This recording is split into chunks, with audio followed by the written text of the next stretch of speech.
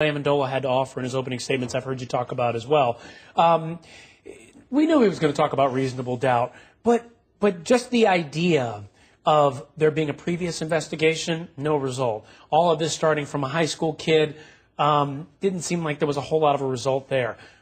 What do you make of the idea that, well, we know Amendola is going to say it, there were investigations on this, and nothing happened? Right. So if something was really there, something would have happened.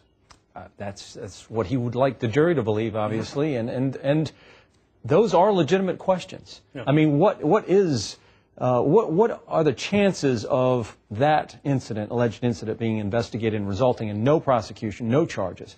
What about this incident involving alleged victim number 2? 4 senior people, top brass at the university, come together, discuss it. It results in no action. Then you have this incident involving the janitor who reports it sufficiently to where many people are talking about it. No incident report. And so it does beg the question, you know, what is going on? There seems to be a lot of smoke, but it never results in anything. Yeah, until now. How do you say cover-ups?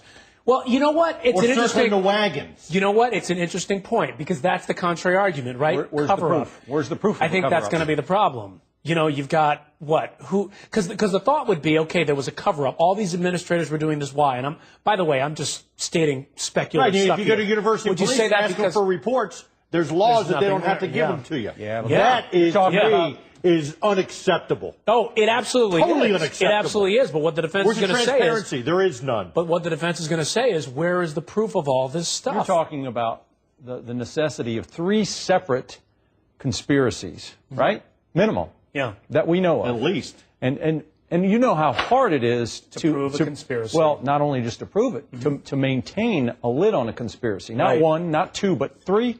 That starts to stretch the limits of credibility. Other arrests. We had a firing of a president. We had Joe Pa, who was kicked out. So you know what? Yeah. And you know what we haven't heard? What's that? I want to know what the status of the investigation, the internal investigation that Penn State is doing when they hired Louis Freeh, the former FBI director. Remember, they hired he and his firm to investigate all those allegations. I wonder where that investigation stands. Yeah, that'd be interesting. I don't think we're going to find that out in the context of this case. But Paterno, you mentioned no, but as a sidebar, that's another thing of where their investigation is. But Paterno, in this case, it's very interesting because I guess you would say, well, it was a cover-up all designed to help Paterno and his staff. Paterno's not been accused of anything.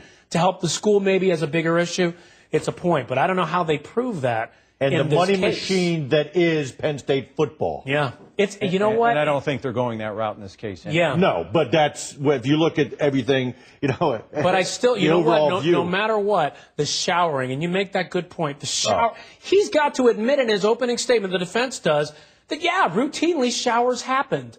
I wonder if that jury is going to be able to hear that and say, yeah, routinely? That makes sense